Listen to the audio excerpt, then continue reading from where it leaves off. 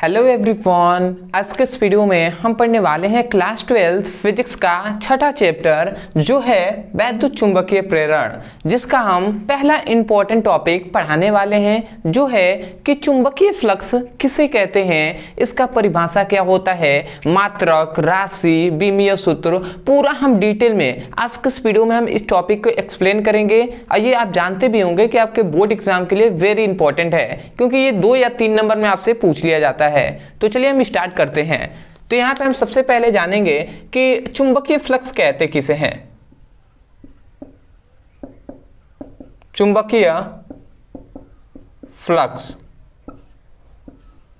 अब देखिए चुंबकीय फ्लक्स का बहुत ही सिंपल परिभाषा होता है, बट अगर आप समझेंगे तब, नहीं तो ऐसे तो याद नहीं हो पाएगा, रट्टा मारकर आपको याद करना होगा। तो देखिए यहाँ पे यही बताया जाता है, जैसे हमने वैद्युत फ्लक्स पढ़ा हुआ था वैसे ही चुंबकीय फ्लक्स है। तो यहाँ पर मान लेते हैं एक चुंबक है, इसको हम मान लेते हैं कि यहाँ पर एक ये चुंबक है, इस प्रकार ये चुंबक का नॉर्थ ध्रुव है और ये साउथ ध्रुव है, ठीक है। तो यहाँ पे देखिए ये उत्तरी है, दक्षिणी ध्रुव है और ये एक चुंबक है। तो ये इसके चारों ओर चुंबकीय क्षेत्र उत्पन्न होगा कि नहीं। जब एक चुंबक होता है तो उसके चारों ओर चुंबकीय क्षेत्र उत्पन्न होता है। तो यहाँ पे यही कहा जाता है कि आप या तो चुंबक कहिए या चुंबकीय क्षेत्र कहिए। तो यहाँ पे यही कहा गया कि किसी चुंबक के पृष्ठ के, ये चुंबक का पृष्ठ है कि नहीं, ये चुंबक का सतह ही तो है। तो यहाँ पे यही कहा जाता है कि किसी चुंबक के सतह से लंबवत गुजरने वाले, लंबवत निकलने वाले वैद्युत बल रेखाओं की संख्या को, ये देखिए ये वैद्युत बल रेखाएं हैं, ठीक है। थोड़ा सा आप समझेंगे यहाँ पे, ये देखिए आपको अच्छे से मैं डिटेल में आपको समझाने का प्रयास कर रहा हूं। ये जो आपको साइड में जो आपको रेखा दिखाई दे रहा है, ये क्या है, ये है चुंबकीय बल रेखाएं,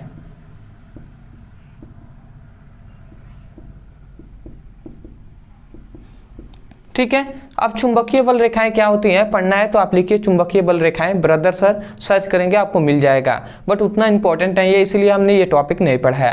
तो देखिए वैद्युत फ्लक्स किसे कहते हैं, सिंपल में यही है कि ये एक चुंबक है और ये चुंबकीय बल मतलब ये चुंबकीय बल रेखाएं हैं। तो यहाँ पे कहा गया कि हम जानते हैं कि कोई भी चुंबक है तो उससे बहुत सारे चुंबकीय बल रेखाएं निकलेंगी।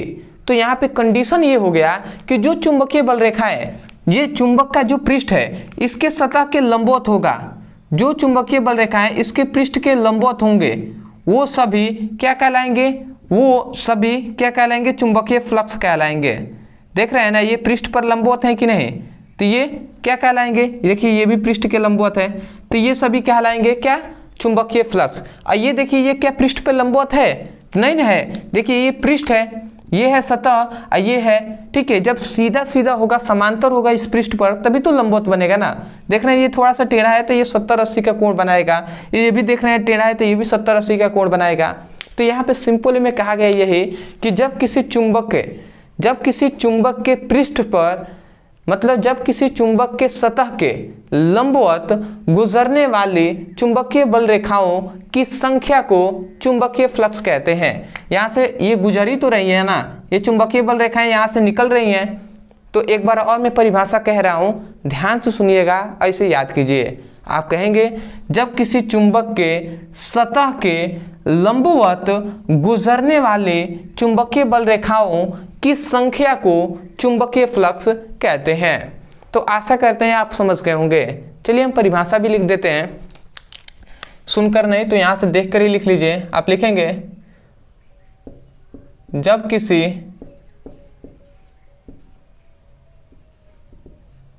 चुंबक के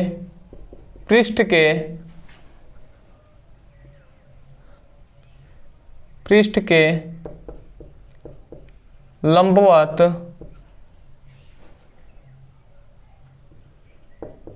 जाने वाली चुंबकीय बल रेखाओं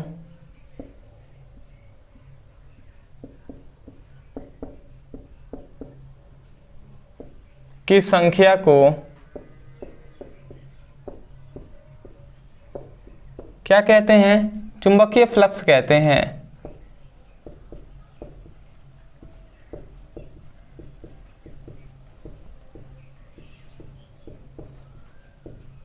समझ में आ गया आपको? चुंबकीय फ्लक्स का परिभाषा हमने कह दिया, जब किसी चुंबक के पृष्ठ के लंबवत जाने वाली चुंबकीय, लंबवत निकलने वाली वे आप कह सकते हैं या गुजरने वाली भी कह सकते हैं आप, ठीक है।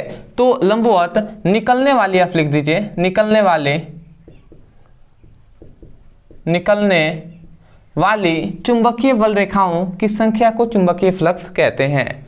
आशा करते हैं दोस्तों कि आपको अच्छे तरीके से चुंबकीय फ्लक्स का परिभाषा आपको समझ में आ गया होगा। अब देखिए कभी कभी क्या होता है, इससे ऑब्जेक्टिव टाइप के क्वेश्चन बन जाते हैं, तो वो ऑब्जेक्टिव भी हम देख लेते हैं। सबसे पहला आता है कि इसका फॉर्मूला क्या होता है। तो याद रखेंगे चुंबकीय फ्लक्स को हम φv से प्रदर्शित करते हैं। b है चुंबकीय क्षेत्र की तीव्रता, ये φ क्या है, फ्लक्स है, तो ये b φ से प्रदर्शित करते हैं। ये ba cos थीटा होता है, जहां पर b क्या है, चुंबकीय क्षेत्र की तीव्रता है। जब चुंबक है तो चुंबक के चारों ओर चुंबकीय क्षेत्र उत्पन्न होगा ना, तो ये b है। a क्या है, इस चुंबक का क्षेत्रफल है, ठीक है, एरिया कितना है। और यहाँ पे cos थीटा, थीटा यहाँ पे क्या है, इनके बीच बना, मतलब पृष्ठ और चुंबकीय क्षेत्र के बीच बना कोण है। समझ गए? तो ये आपका हो गया फॉर्मूला। तो इस फॉर्मूले को आपको याद रखना है, इस पर न्यूमेरिकल भी आपसे पूछ लिया जाता है। अब इसमें 2-3 बातें आपको याद रखना है। सबसे पहला आता है इसका मात्रक, तो इसका मात्रक याद रखना है, इसका मात्रक होता है वेबर, ठीक है, इसका मात्रक क्या होता है, वेबर होता है। दूसरा आपको याद रखना है कि इसका बीमीय सूत्र, या इसे हम बीमा भी कहते हैं, तो इसका याद रखना है, इसका होता है ml2 t-2a-1, ये इसका बीमीय सूत्र होता है। अब आता है तीसरा कि ये कौन सी राशि होती है, राशि भी आपसे पूछ लिया जाता है। तो ये तो कोई भी जानता है कि जो चुंबकीय फ्लक्स होते हैं वो अदिश राशि होते हैं, क्योंकि इसमें परिमाण तो होता है बट दिशा नहीं होता है। तो आशा करते हैं दोस्तों कि चुंबकीय फ्लक्स का परिभाषा, फिगर, सूत्र, मात्रक, विमीय सूत्र और राशि, ये पूरा आपको डिटेल में हमने बताया, ये आप समझ गए होंगे। तो मैं यही कहूँगा, यदि आप चैनल पर नए होंगे, अभी तक आपने चैनल को सब्सक्राइब नहीं किया है, तो चैनल को जरूर सब्सक्राइब कर लीजिए, क्योंकि आगे भी जो भी हम कंटेंट आपके लिए क्लास 12 के लिए इतना सीरियस होकर पढ़ाया जा रहा है यहाँ पे, तो आप जानते भी होंगे, यदि आप पढ़ते होंगे तो चैनल से जुड़ जाइएगा, आगे भी कंटेंट आपके लिए प्रोवाइड कराते रहेंगे। दूसरी बात, कल आपको मिलने वाला है केमिस्ट्री का बहुत ही इंपॉर्टेंट, हम चैप्टर वाइज करा रहे हैं, फिजिक्स का भी करा रहे हैं चैप्टर वाइज, सभी इंपॉर्टेंट क्वेश्चन को बताया जा रहा है। तो जो भी आप क्वेश्चन को अगर देख रहे हैं आप भी सभी इंपॉर्टेंट क्वेश्चन को, तो क्या कीजिए, जब भी हम बता रहे हैं तो उस कॉपी पेन में आप सबसे पहले तो आप उसको लिख लीजिए, और उसके बाद उसको केवल आपको अगर समय कम है तो केवल उन्हीं सभी टॉपिक को आपको चैप्टर वाइज याद कीजिए, ठीक है। वो सभी हमने टॉपिक पढ़ा दिया है, कोई भी टॉपिक है जो आपको समझ में नहीं आता है, पढ़ना है, उस टॉपिक का नाम लिखिए यूट्यूब पर, अंत में हमारे चैनल का नाम लिखकर सर्च कर दीजिए, वीडियो आपको मिल जाएगा, वहां से भी उसकी पढ़ाई कर सकते हैं। तो चलिए दोस्तों, आज के लिए इतना है, मिलते एक बेहतरीन टॉपिक के साथ, तब तक के लिए धन्यवाद। जय हिंद, जय भारत।